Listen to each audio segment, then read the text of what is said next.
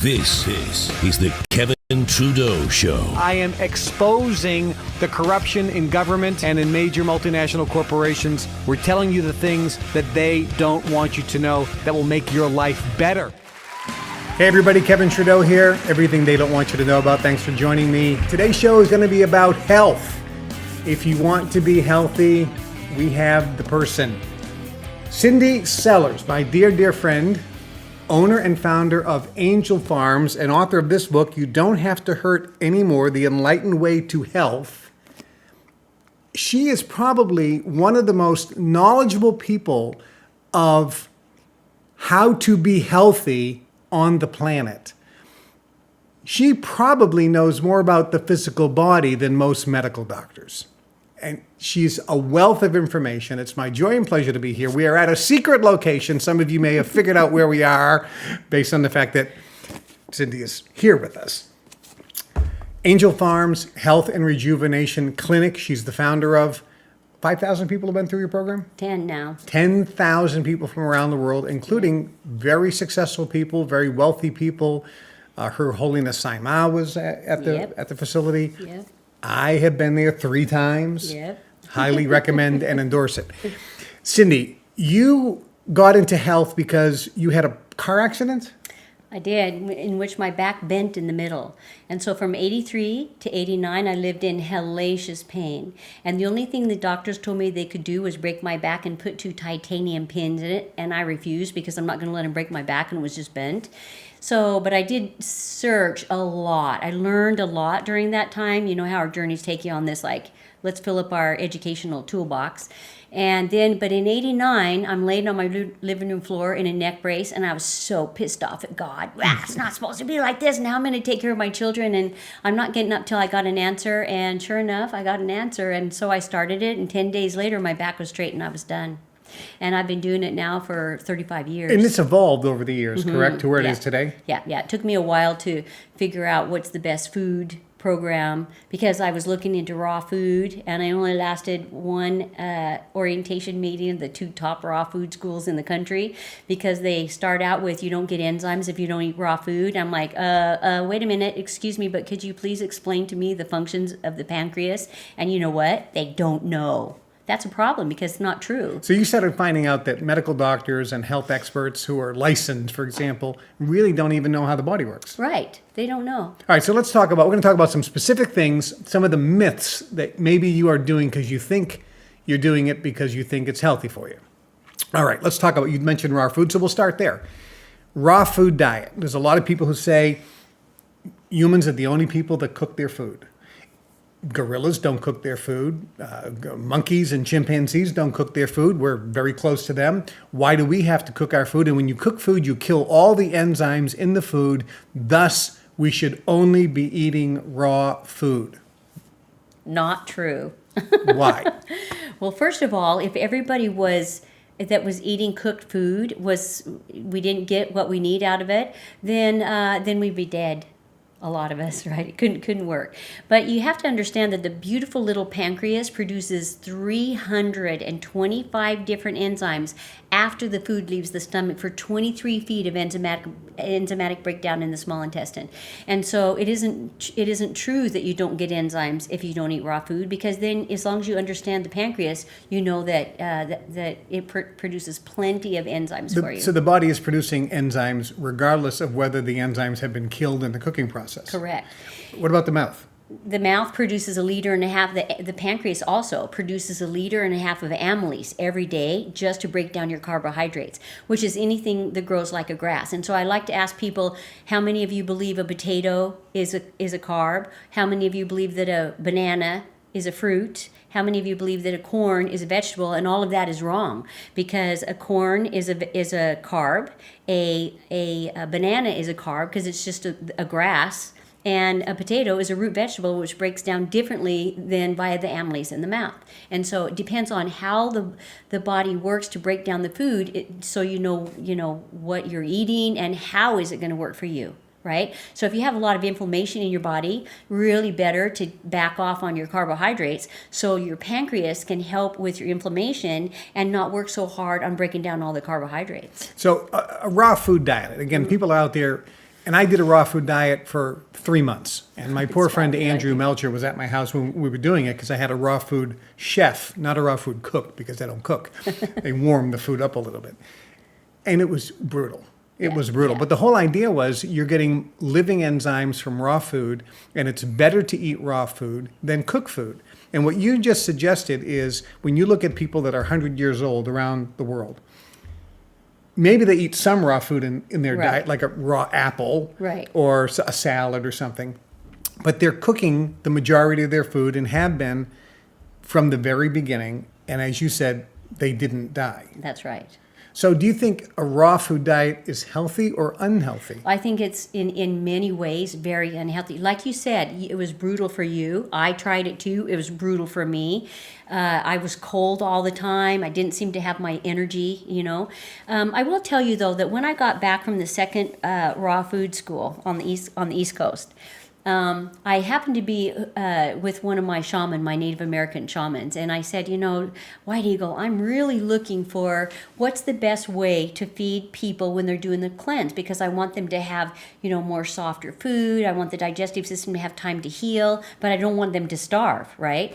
And he said, well, mankind raised in consciousness when they started cooking in the pot because they added the fourth element of fire. I was like, oh, well, then we're moving more towards Ayurvedic medicine, which is softening the food, warming it, and letting people eat as much as they want as long as it's soft, and the digestive system really gets a chance to really heal. Right? But yeah, I like to add the fourth element of fire. Well, it's funny because when people talk about raw food, I said, try to eat some raw rice. Yeah.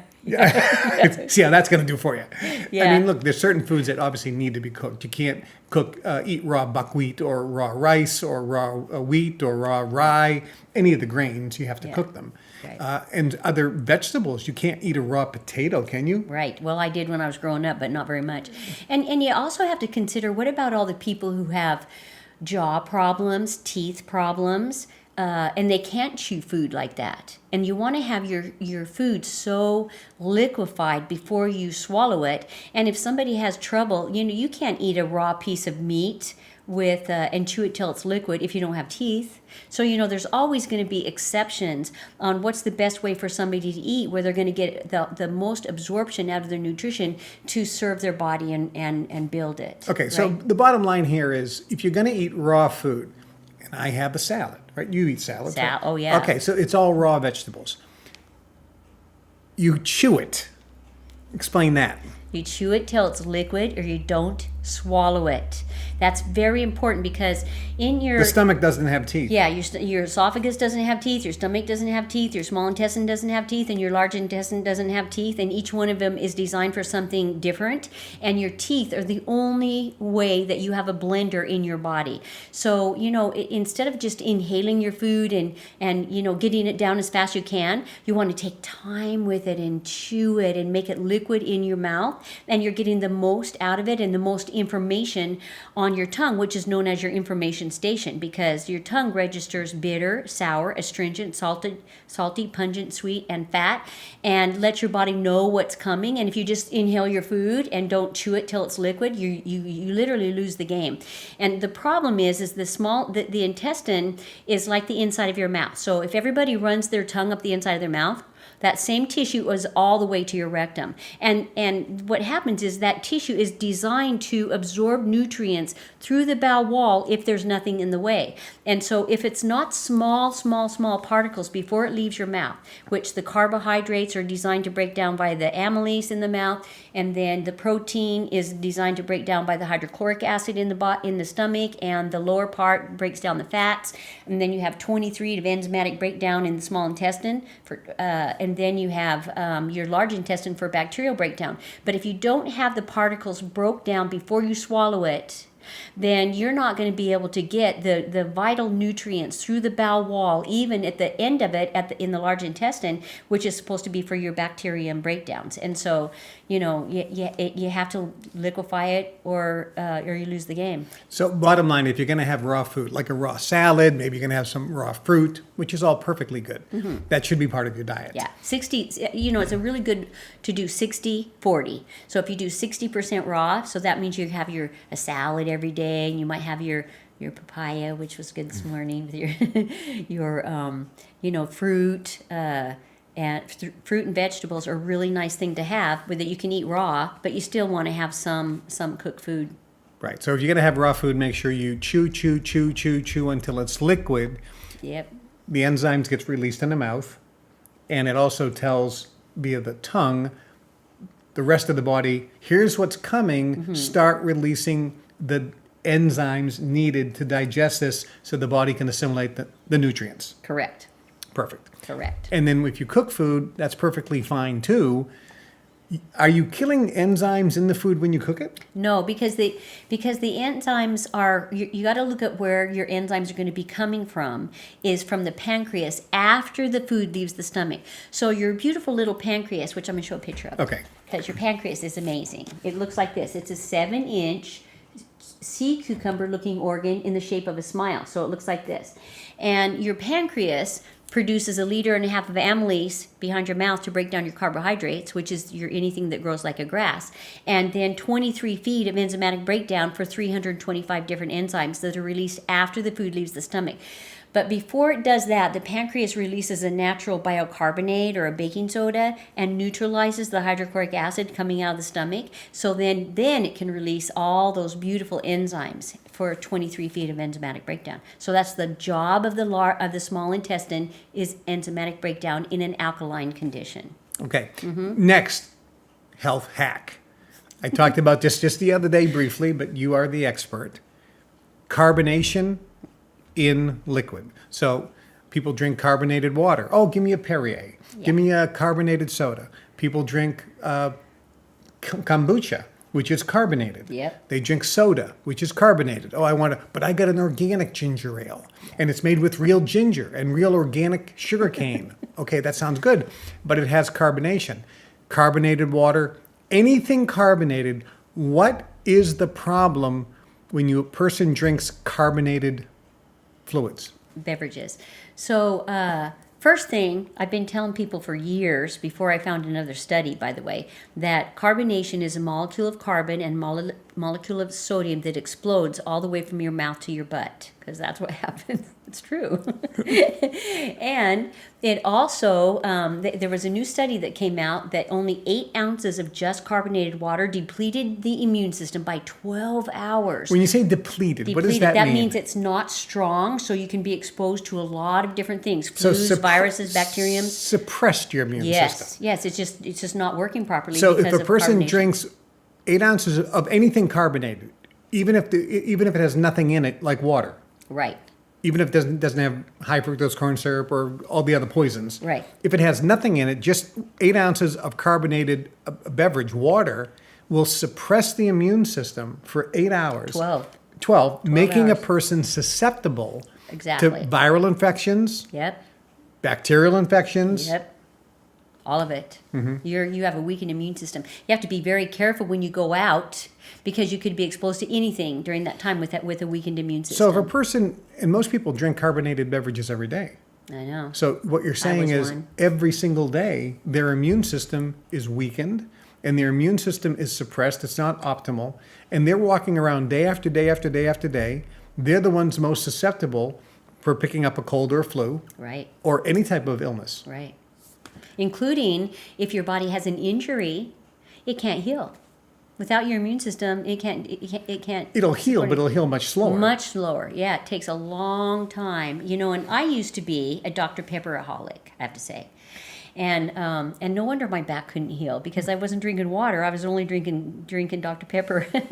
And then after I did my process and woke up from all of this, my unawareness, I went 2 weeks later. I'm like, oh my goodness, how great! I'm gonna go have a Dr. Pepper, and I took a swallow of it in my car and literally spewed it all over my car. It took me months to get it all clean, but I realized that there was something in it that I had already cleaned out of my body. And then that's probably the first time I ever read the ingredients on a Dr. Pepper. And there's one word that's like really long, can't even pronounce it. And I'm like, okay, never again. And I haven't ever touched it since. But yeah, carbonation can be extremely deadly to a lot of people. In addition to reducing or suppressing the immune system, is there anything else that the carbonation does that's negative on the body? That's Well, and it makes a lot of air pockets, that lets a lot of other things host in it, including parasites and, candidas and all kinds of stuff. So it does make, air pockets because of the carbonation. Would you say that it suppresses the digestive part of the system? Yeah, the whole system is weakened from it. Your entire system is weakened from it. I do want to make a little point about kombucha too, because kombucha is normally just a mushroom, and it ends up fermenting itself, and does pretty good. But there's a lot of kombucha bars now that, because they want consistency in the bubbles, they're starting to add the carbonation. And so if you check in with your local people and say, "Are you adding carbonation to your kombucha?" then they're supposed to tell you the truth, and you don't want to go there anymore. Well, what if a person's drinking kombucha like out of a jar? Let's say a glass bottle. Again, how do you know if they haven't added carbonation? But even if they didn't, if it's still carbonated, does it still suppress the immune system? It's not the same. It's not the same. So if it's natural carbonation, it doesn't have the same molecule? Correct. So it's not the same molecular structure as added carbonation. Right. Like some beers naturally ferment without adding carbonation. Some champagnes, but there's a lot of champagnes, they do add carbonation, but there are some of them that have little tiny bubbles that's just kind of the natural So the natural carbonation. Fermentation process that creates natural carbonation, it's not actually carbonation. Right. It's fermentation. Correct. Which is totally different than carbonation. Exactly. Even though they may look similar. Correct. Do you understand that? And they don't do such a hard thing on your immune system either. That's very important. So if you're drinking champagne, which is, it looks like it's naturally carbonated, no, it's actually naturally fermented, creating bubbles. That's not carbonation. It just looks that way, correct? Right, correct. And therefore, it won't suppress your immune system in the same way that artificial or man-made added carbonation does. Right. Is there any exactly spring right. waters that are naturally fermented that have natural bubbles? There used to be one around Vichy Hot Springs that they were doing, because that has natural bubbles in it, but I don't even know if they're still working after they had a big fire a few years ago. But would that, if something came out of the ground naturally? Yeah, and it's already naturally fermented, and you're not adding anything, then it's not going to be so harmful. But you can't find that. Right. Those are. I know, it passed. So They used to do it, though, but I'm not sure anymore. Just stay away from the carbonation. Yeah, stay away from the car. If you want, health is wealth, and if you want to be healthy, you got to learn what things work and what don't. And even though you might think that they taste good, in the long run they kill, and it's not worth that. It's not, your health is literally everything. We're talking with Cindy Sellers, who's the founder and director of Angel Farms in beautiful Hawaii, the big island of Hawaii, one of the world's most premier rejuvenation, cleansing, health facilities on the planet. And she's also the author of this book, You Don't Have to Hurt Anymore, The Enlightened Way to Health. She is one of the premier experts on health with over 30 plus years experience now. 35, yep. 35, over 10,000, not happy, thrilled people that have gone through your program. Yep. And let's talk about that for briefly. You've seen miracles. I have. I'm a miracle junkie. All right, so you have a cleansing facility, and I've been to cleanse. You get the book Natural Cures. I talk about cleanses all the time. I talk about colonics. I talk about liver cleanses and gallbladder cleanses and spleen cleanses, and heavy metal cleanses and fat cleanses and full body cleanses, heavy metal, everything.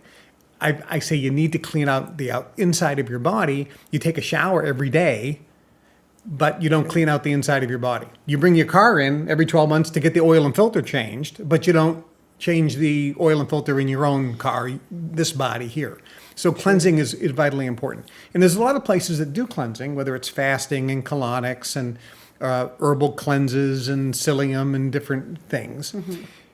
The thing that's unique about Angel Farms is not only are you doing colonics and cleansing the colon, but she understands that you have to cleanse the mind and the spirit as well. Right. It really is the only holistic cleansing, and it creates in 10 days miracles. Yeah. Tell us some of the people that have come here and some of the things that you've seen. Well, we just got a call yesterday, or maybe it was the day before yesterday, from a young lady that came in here with her mother that had been diagnosed with Alzheimer's and confirmed with the brain making holes in it, right? And she came and did the cleanse with her mom, and they did really good. And I just got a call yesterday, and her mother does not have Alzheimer's anymore. That's really cool. We have another cute lady who is now in her 15th week of a pregnancy that she tried, I don't know how many years to have a baby. And we have 100% babies now. And we were just waiting for her not to break my record. And we have people who, diabetes is all about this beautiful organ right here too, called pancreas. We see diabetes disappear because understanding what emotions cause those particular organs harm and how to correct it is a profound way of really understanding how your body works and what foods feed it and what emotions are there and how to course correct when you're out of alignment. And so it's really wonderful to see. Even a lady that's on the one right now with you came in and she said, "This is so strange. My blood sugar was 136 yesterday." And I was like, don't take any medicine when it's 136 or you could put yourself into a coma, right? Because that means you don't have diabetes. And so it's absolutely a phenomenon to see when the body is given the right opportunity to course correct. It just wants to. It wants to be healthy and whole and vibrant and wise and appreciated. Let's talk about water. I did a show the other day and I talked about water. I said, I'm a big believer in spring water. Second best, I think, is filtered water. There's different kinds of filters. There's reverse osmosis. There's granular activated charcoal, which has silver impregnation in it. We both agree that distilled water is not the ideal water to drink, with the exception of a very specific therapeutic case where you drink it for a few weeks because it leaches, it pulls. Right. And it's a water that doesn't exist in nature. Exactly. I guess rainwater would be also a natural thing because throughout history, humans have consumed rainwater. Exactly. But mostly spring water out of the ground. Right. That's the number one thing that humans Right. have drank. Okay. I was shocked the other day when a gentleman in our group said, I can't remember, and he's not a young guy. Yeah. Not a young guy. And he said, I can't remember the last time I drank water. I know. And I heard this and I turned around and thought, what? Yeah. I mean, all I drink is water, Yeah. right? And then I remembered when I was a kid, I didn't drink glasses of water. I drank cans of soda Yeah. all day long. Yeah. That was the liquid. Yeah. And then I remember watching my mom drinking coffee all day long and soda. Yeah. And I'm thinking, I don't remember her ever taking a glass of water. Yeah. Water is water. Anything you put in it, even just a little squeeze of lemon, it's not water anymore. So people think, well, I drink all day long. No, you drink juice, you drink tea, you drink coffee, you drink soda, you drink kombucha, you drink energy drinks. That's not water. Tell us about the importance of water. So to finish that thought there, your tongue is so smart that it registers all those bitter, sour, astringent, salty, pungent, sweet, and fat. And so if you put a little bit of lemon in your water, then your body can pick it up that you just had a lemon, but it won't use one drop of it for your brain, which is 93% water, and your eyeballs, which are 96% water, and your whole body, which is 80% water, 20% mass, or, that's a little floater of a number right there, but it doesn't really matter. It's a lot. And so this is why we need more water than we do mass, which is the food, just like the earth herself. We need to follow that cycle. And so what's your question? Well, is it the importance of drinking water? Yeah. So I tell people two symptoms that you know when you're not drinking enough water. If you can see your urine, you're dehydrated. So if it's yellow. Yeah. Except It should in be being clear. B vitamins. Should be Right. pretty clear. Unless you're taking a lot of B vitamins. Yeah, if that's you're not exception. taking a lot of B vitamins, your urine should be clear. Pretty clear, right. And if you have your dry lips all the time, that also is a huge symptom of dehydration. A lot of times people will notice a big heaviness around their eyes where it's really hard. They have like almost a headache, but not a headache, but right there, that's also a big sign of dehydration because all this area isn't getting enough fluid. And so symptoms of dehydration are really easy to watch for, but a lot of people say, oh, if I'm just going to go drink a glass of juice, But the juice is not going to do anything for your brain. So I tell people, if you want to avoid Alzheimer's, senility, and dementias, never ever let your brain get dehydrated. And that means, the first drink of water in your morning, you put a quarter of water by your bed, and then you drink that in the morning. It bypasses your entire system and goes directly to your brain. It's called brain food. Okay, it's like flushing old pond water out of your brain, and then you have a clearer brain to really work with the whole day and create with your beautiful brain. And of course, watching how the brain reacts when you get less and less hydration in the brain.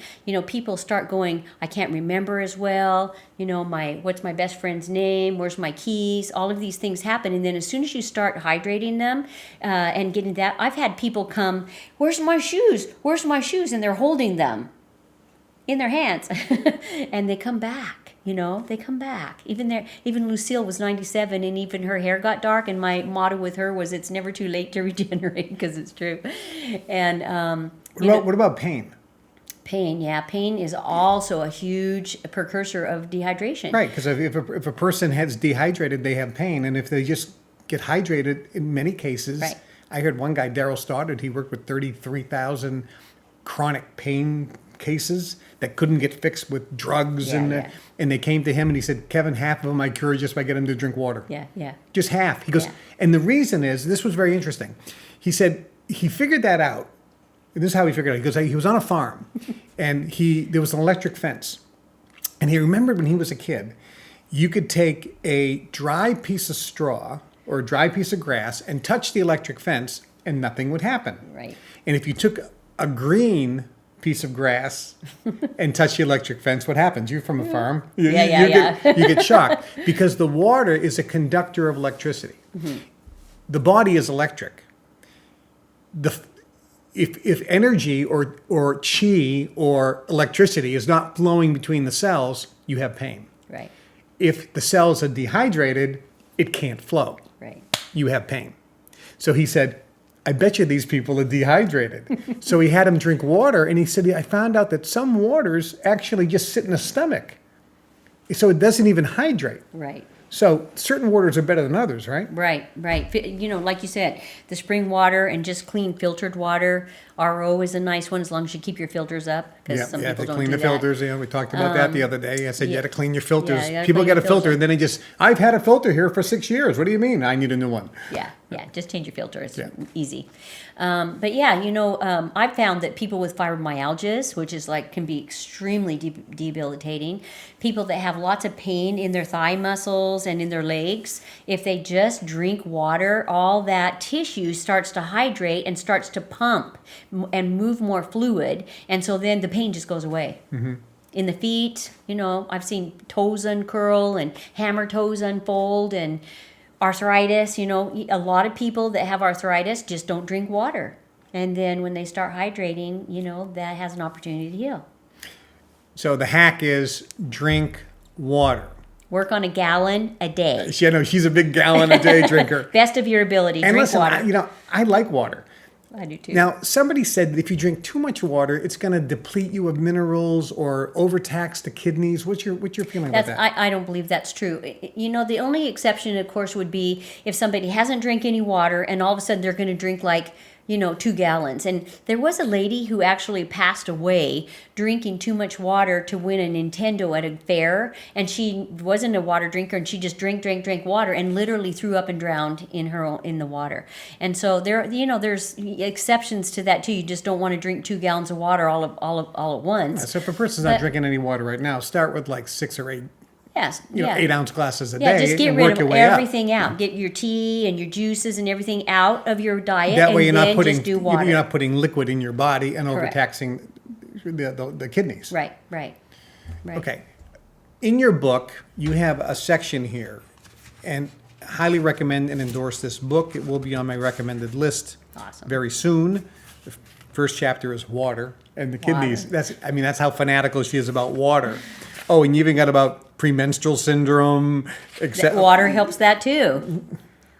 You know, it's a blood flow, and you have to be able to have enough water to move it to clean the uterus so that people don't have as much cramps and their flow. But it's a liquid. It has to have water to help it move and clean itself. Okay, now you have a whole chapter in here. And by the way, the chapters are amazing. She talks about the spleen, the heart and the lung, the digestion. Let's talk about digestion. Digestive enzymes, big thing. Everybody says, oh, you need to take digestive enzymes with your food. If you're eating a lot of protein, you need to have hydrochloric acid, HCl, right? Because that's what's in your stomach. It breaks down protein. Right. So if you're eating a lot of protein, obviously your body is dumb, doesn't produce enough. So here you need to have some. But the argument is, as we get older, our body starts producing less hydrochloric acid. And if I eat a big steak tomorrow night, which I'm not going to do because I'm doing the cleanse. Right. Well, and from now on, you chew it till it's liquid. And if I do, I'll chew it till it's liquid. I'll actually put down my fork and knife. I'm there you like go. a cow. Okay. But the argument is, as you get older, your digestive enzymes in the stomach and so forth are less than they were when I was 25. Therefore, if I have a big protein meal, I should take some digestive enzymes, primarily hydrochloric acid. Retort. What is your... Not true, because if your stomach lining makes the hydrochloric acid, and it replaces a brand new stomach lining every 5 to 7 days, and it doesn't stop because you're not 20 anymore because you're 80. It's still going to do the same thing. It's the job. This is the job of the beautiful body.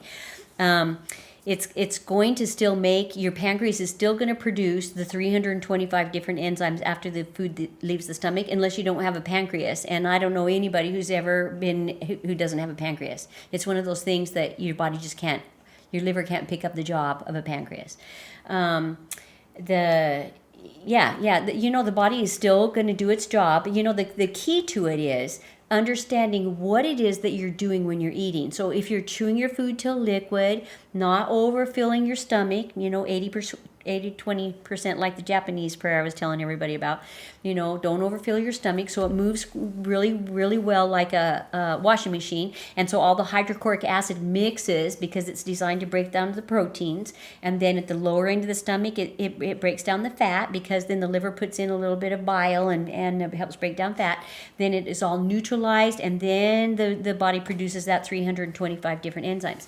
And the body is still going to produce those kind of enzymes even if you're 104 or if you're 1. But what about the person who says, when I take digestive enzymes, I feel better. I don't get gassy or bloated. And if I don't take digestive enzymes, I feel like nothing's digesting and I just don't feel as well. When they actually say, I definitely feel the difference. Yeah. So then something's going on. There's a problem in their digestive tract, that whether the pancreas isn't working properly, whether the liver is not, which is generally, that's if you're having a lot of bloating, there's going to be some liver issues that are going on.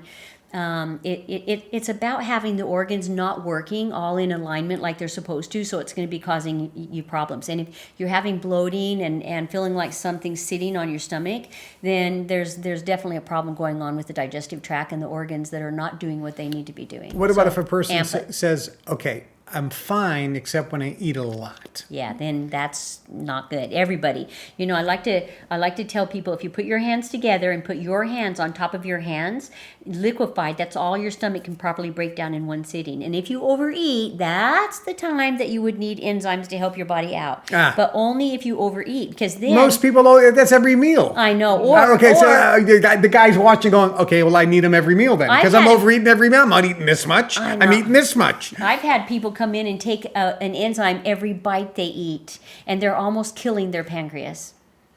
So when you take, but again, if somebody's out there, and let's be realistic, most people overeat.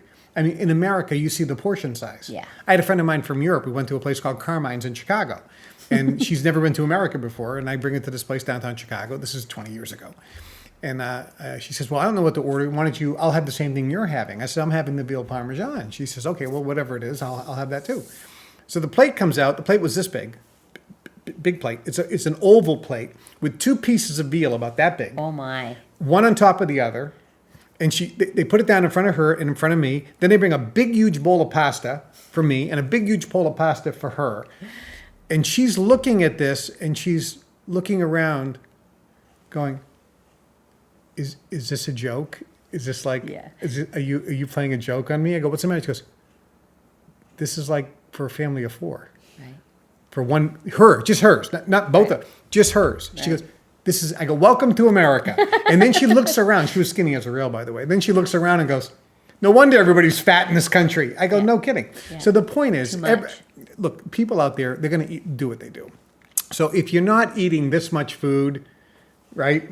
Well, your hands on top of your hands liquefied. Okay, all right. Nobody's So- eating that. You're Yeah. eating more. I see the breakfast less. when I go to the breakfast place. I go to lunch. I see what they were. So you're all eating more than maybe you should take a digestive enzyme. Yeah, if you overeat, for sure. Okay. Yeah, it'll help. But it's better if you eat smaller foods more often, or smaller meals more often, and then you're. So you can eat the same amount, just not in one sitting, and then you won't need the digestive Exactly. enzymes. And if you're not taking the digestive enzymes, in addition to saving money by buying digestive enzymes, you're allowing the body to work properly as opposed to being overtaxed. Correct. Okay. And the body is a perfect design. It's designed to break it all down, but you just can't overload it, and you can't be in a hurry about it. And you just got to take your time with your beautiful ability to eat. You know, one of the things Ayurvedic medicine talks about is if you spend lots of time with food in your mouth and really get all the taste out of it, it's a great way to keep your weight at a good weight, and you get so much more yumminess out of life if you take time with it. Because you know, one of the reasons we incarnated is because of our senses, and so if we're not really taking the time to taste food, we're really not tasting life. You know, we miss it. And so it's nice to just take your time with it and be the last one done and be proud of yourself. And if you can't chew up a celery string, be proud of yourself and spit it out.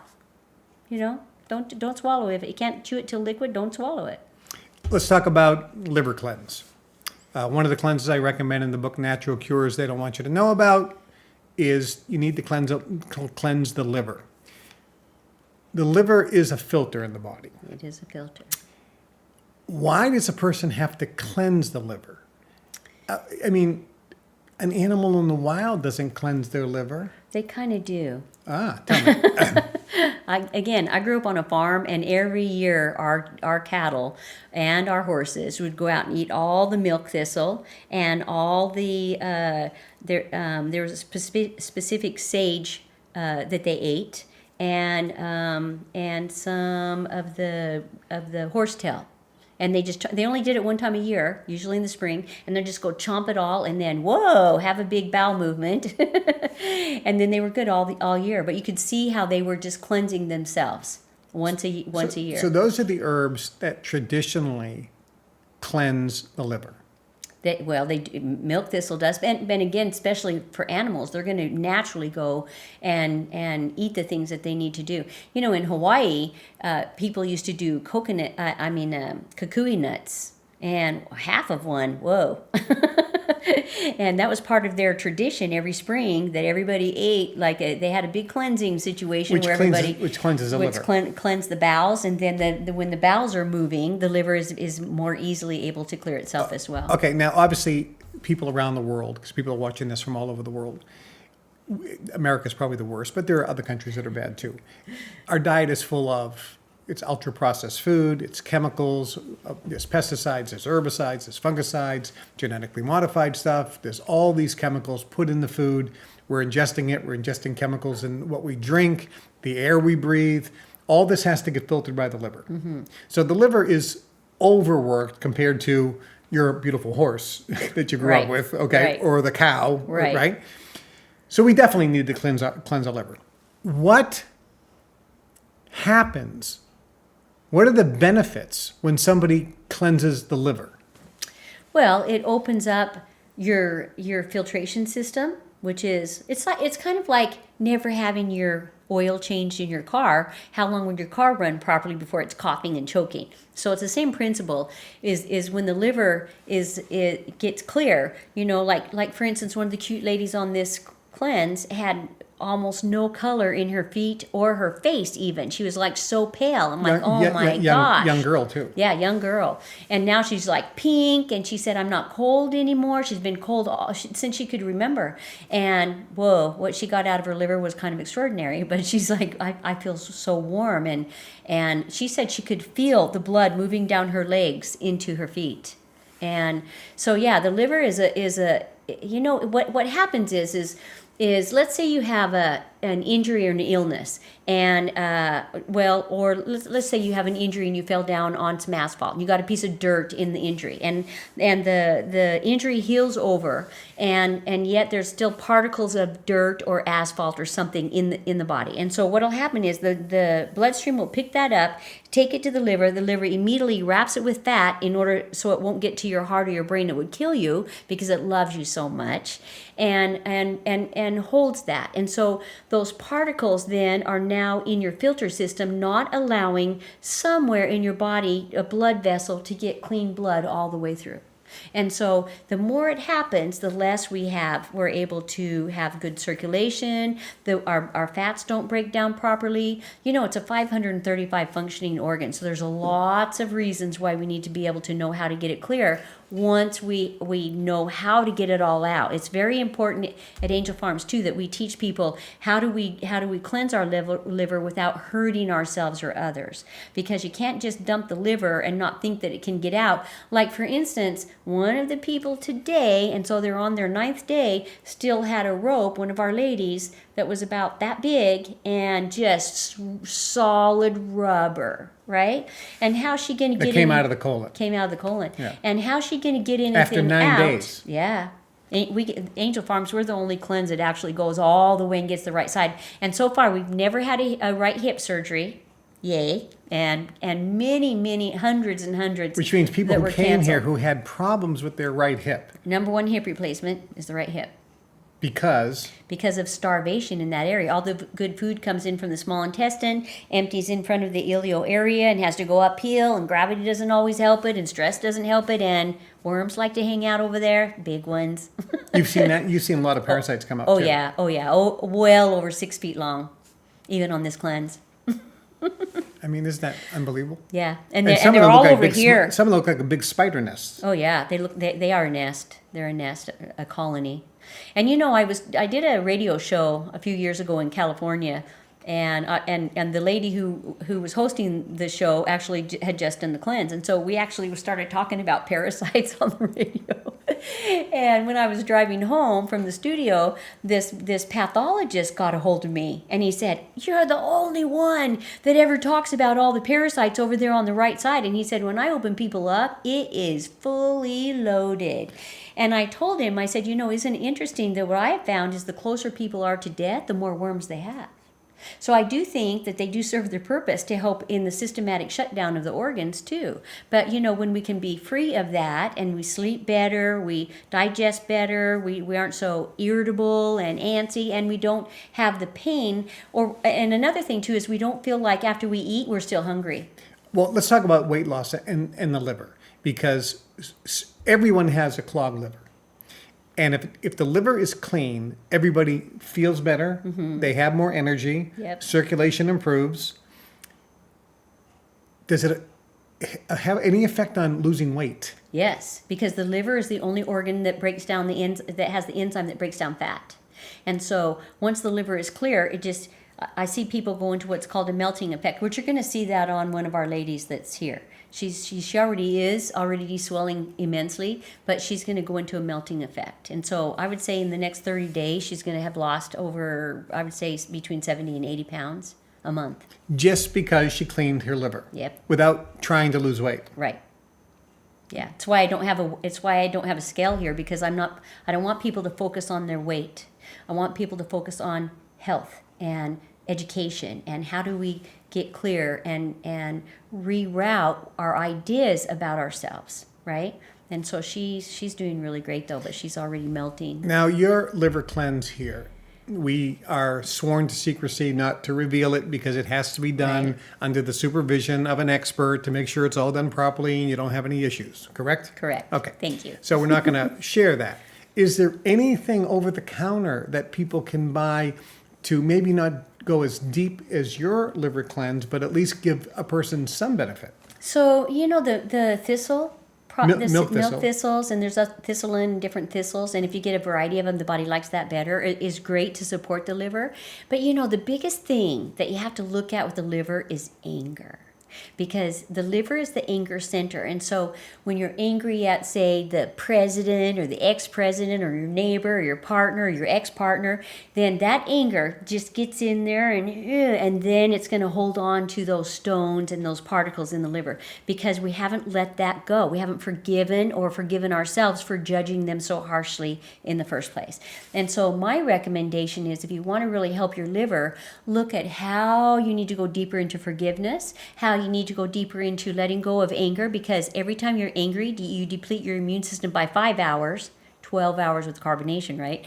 And every time you're angry, you're actually hurting yourself by your liver and hurting other people, and that's really not your intention.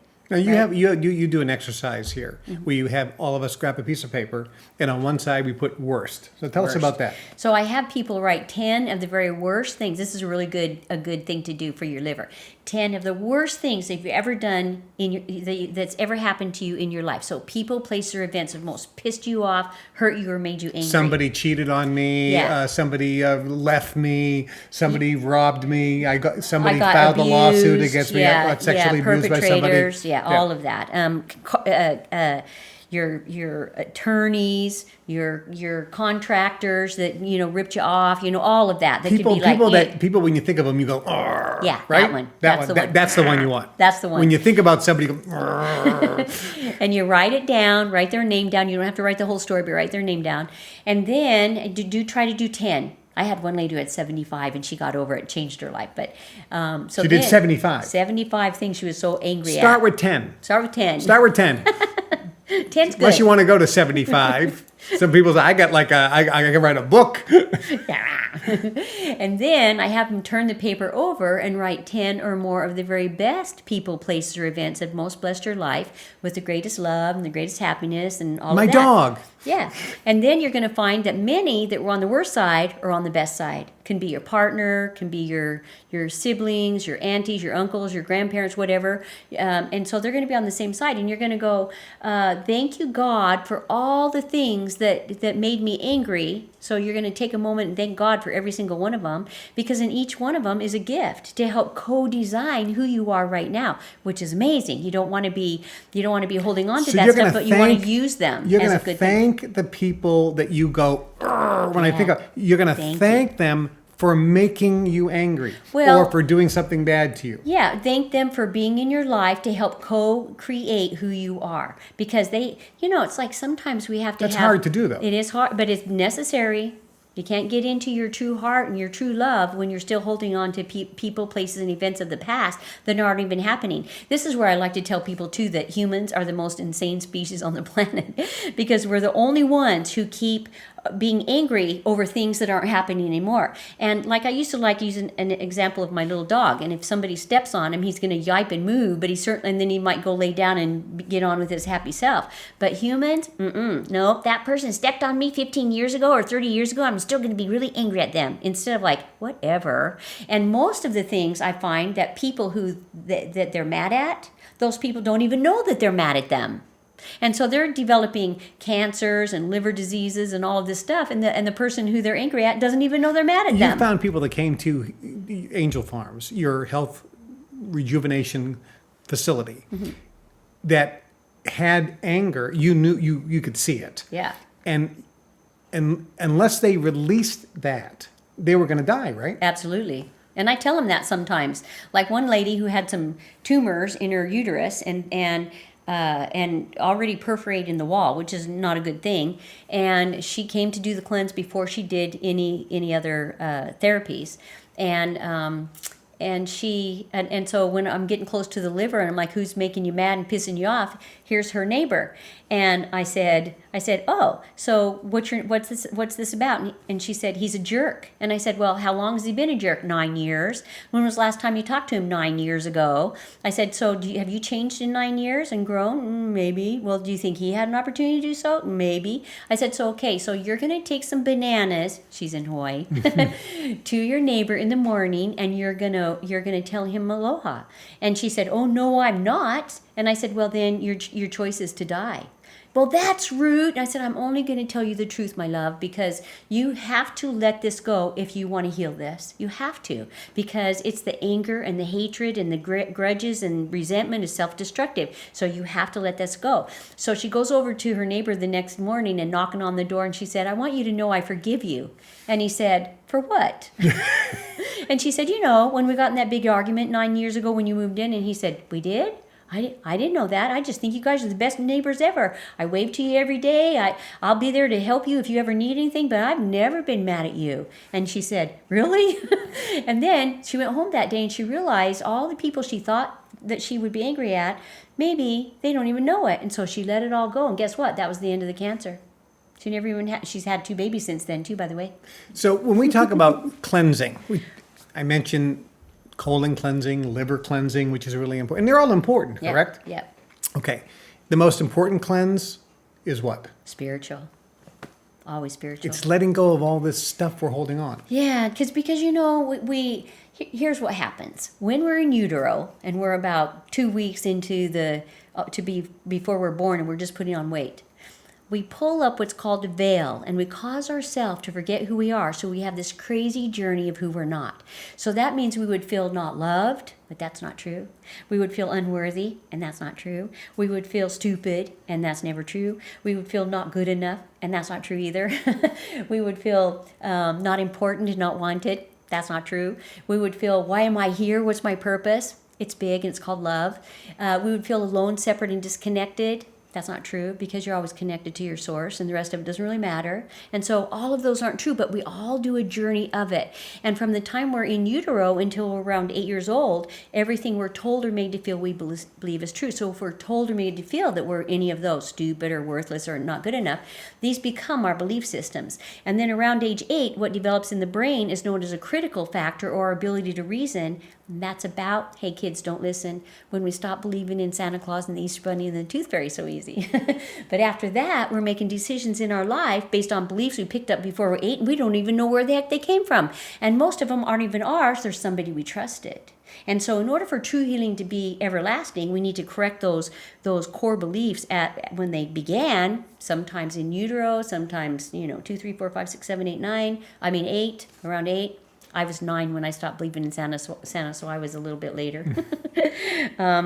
But getting those core beliefs corrected and then getting the connection back to source is really one of the greatest things that happens at Angel Farms. Is I love watching people connect up to their source, and then it's between, like Mother Teresa says, it's never been between you and them anyway. It's always only between you and God.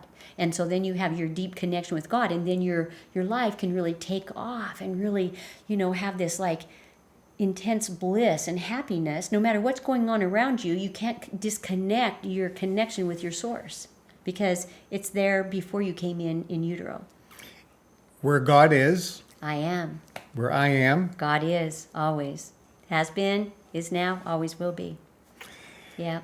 We could talk for hours and hours and hours. I'm with Cindy Sellers, who's the director, founder of Angel Farms, one of the greatest rejuvenation health clinics, cleansing clinics. What do you actually call it? It's a cleanse rejuvenation process. Cleanse rejuvenation process. And the author of You Don't Have to Hurt Anymore. Angelfarms.com is the website. We'll put it on the screen, angelfarms.com. And you do a free call. I do. Every Sunday, right? Every Sunday, yep. At 11 o'clock Hawaii time. And that number, if you want to check. We'll put that up on the screen as well. Give it out. Okay, so it's 712-432-3900. And the access code is 365540 #. And we do it every Sunday at 11 o'clock Hawaii time. 11 o'clock? Yeah. 11 a.m. 11 a.m. Hawaii time every Sunday. You can go to the website also, angelfarms.com, and it's right there as well, right? Right. Right, so you can find all the details. If you want her book, it's available at angelfarms.com. If you want to listen to Sydney, Amazon. If you want to listen to Cindy for free on the Sunday call, you can tune in. And, if you ever want to consider coming here, it's something obviously I endorse strongly and recommend. Connecting to source and letting go. The two most important things you can do. And water. Well, the three most important things you can do for your health, right? Right. So what do you know? You say actually the two most important things to do for your health are loving and drinking water. That's your job. Every day when you wake up, I got to love and I got to drink water, and the rest of it is gravy. You got to, actually, I also teach this because I like things to be simple so you can teach it to your children. So every day you should be eating 7 different vegetables, 2 fruit, 2 protein, 1 carb, which is your grains and your grasses, a gallon of water, and a lot of love. And so that's a good, easy recipe that you can teach to your children too and not get it lost in the translation. Do you find when people come that the biggest challenge they have, going through the cleanse and doing the mechanics, that's easy because they just do it. You tell them what to do, they do it. But the biggest challenge is letting go of resentment, anger, guilt, those type of things? Sadness. They can't let it go, right? Well, the reason why... That's the biggest thing. That's the biggest challenge they have. Yeah. That's having an adverse effect on their health. Well, and it's also because they don't know that the pancreas is associated with sadness, and the liver is anger, and the kidneys are judgment and criticism, and they don't understand how our organs are great teachers for us.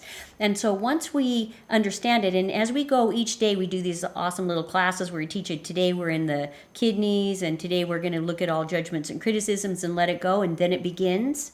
Because, the kidneys process 50 gallons of fluid every day, and they're very important, and we don't want to be on kidney dialysis because we judge and criticize, right? So all the organs are adversely affected, not just by toxins that we're taking in, but adversely affected by particular emotions. So liver is anger. Judgment and criticism. The liver. No, the kidneys. The liver. Liver is anger. Right, liver is anger. Liver is anger. And you always tell a funny story about what you and the other staff at Angel Farms when you're doing. Yeah, like, are we going to get a liver stone over this? And then we make a choice. No.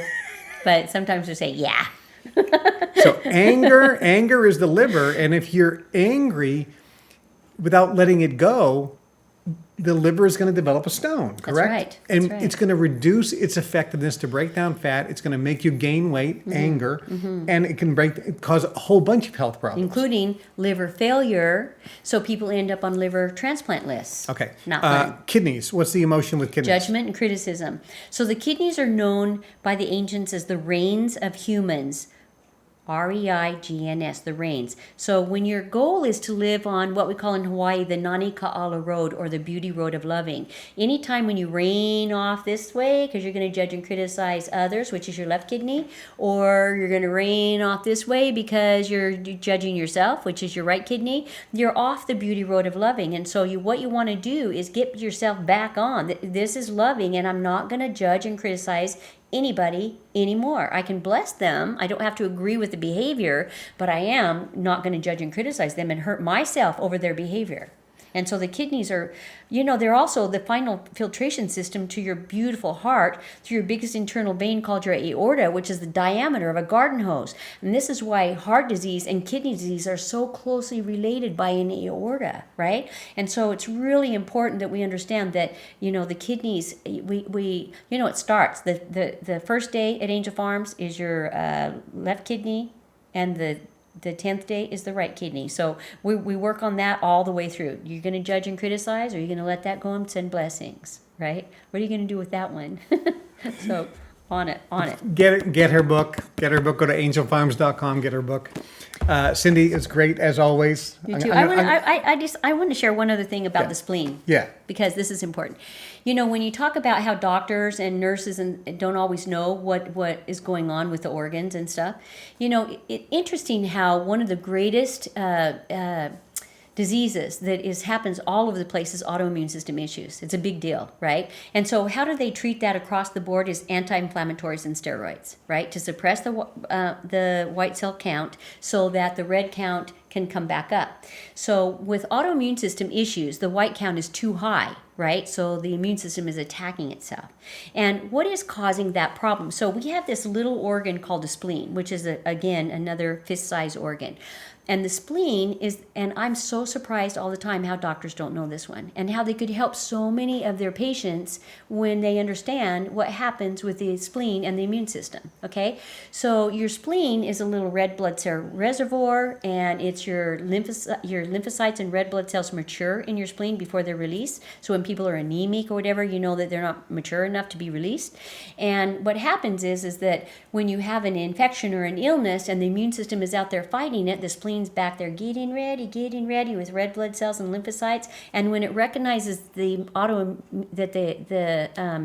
illness or the injury is over, it shoots instructions at 238 miles per hour. You can't even catch that thought to the middle of your brain in your pineal gland, and that pineal gland then shoots those instructions at that same massive rate of speed to your beautiful little adrenals, which sits on top of your kidneys, and they're the organs that release the natural steroid into the system to suppress white cell production. So why is that we have to have prednisones or steroids to suppress white cell production when we have adrenals that are designed to do that?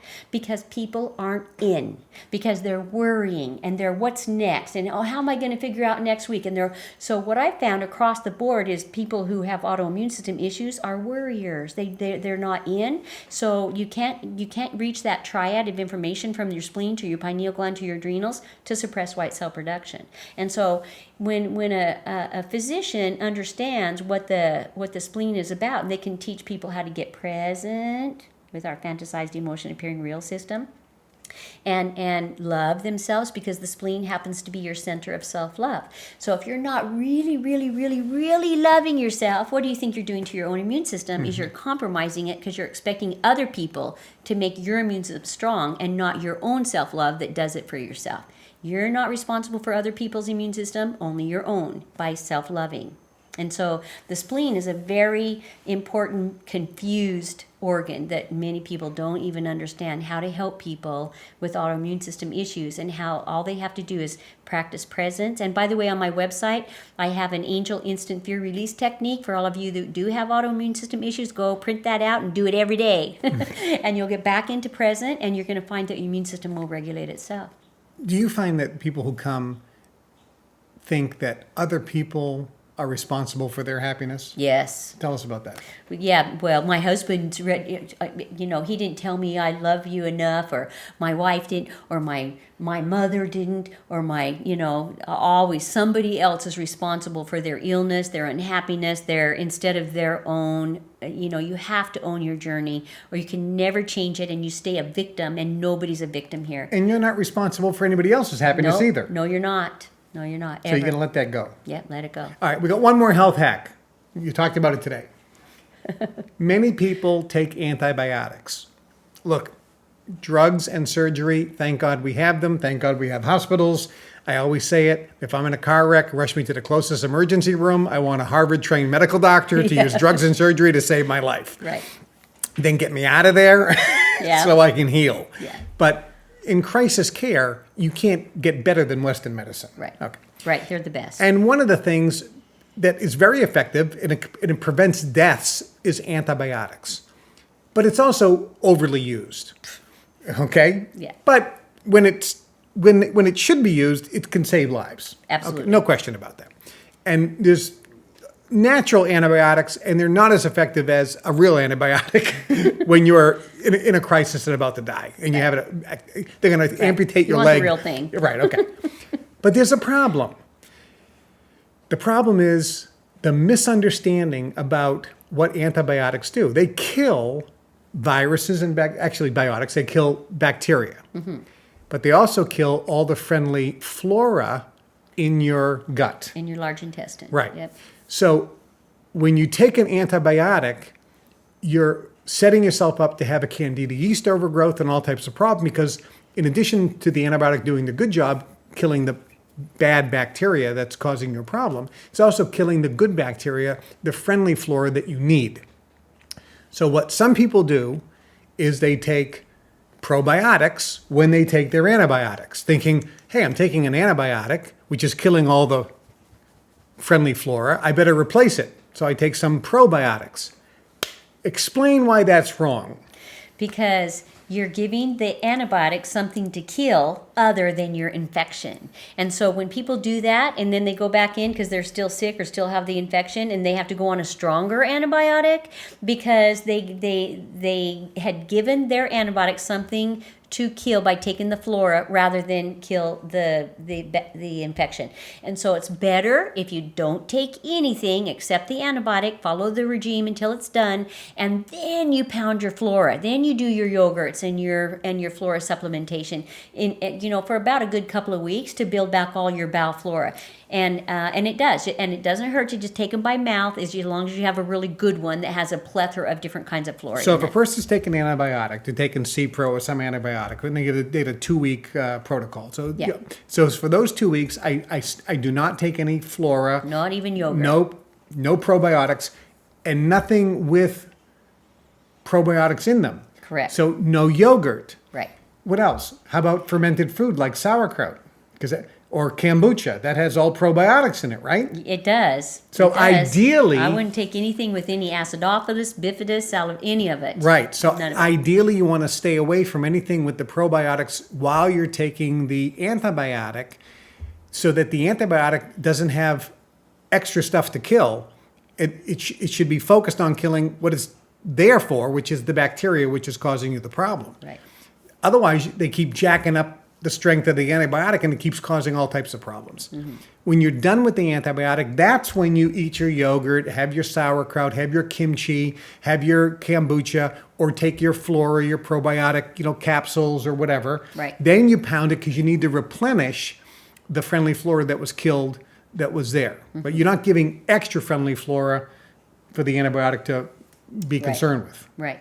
It's a good hack. I'm That's a telling good you right hack. now, it's a big hack that's going to save a lot of big issues with you. Again, we could talk forever. I have to take you back to the house. You don't have to hurt anymore. Angelfarms.com. You can go get all the information there. Cindy is one of the most knowledgeable people. We could talk for hours and hours. It's really, really, really, really great book. I'm Kevin Trudeau. This is everything they don't want you to know about. Make sure you subscribe to the channel. Make sure you like the video. Make sure you leave comments. Make sure you share the video with everybody you know, and check out our other websites.